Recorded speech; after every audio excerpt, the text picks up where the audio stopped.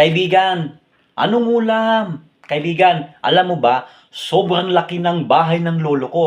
Pag pumasok ka ng alas 8 ng umaga, makakalabas ka alas 5 na ng hapon. Ganon kalaki ang bahay ng lolo ko. Sus, wala yan kaibigan sa lolo ko.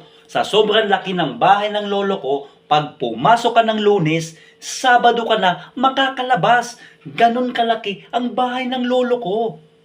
Sus, kaibigan, ang liliit pala ng bahay ng lolo nyo, kaibigan eh. Ang lolo ko, kaibigan, sa sobrang laki ng bahay, pag pumasok ka ng 2015, 2025 ka na makakalabas. Ganon kalaki ang bahay ng lolo ko, kaibigan. Talaga, kaibigan, ganon kalaki ang bahay ng lolo mo. Bakit, kaibigan? Saan ba nakatira ang lolo mo? Sa Bilibid.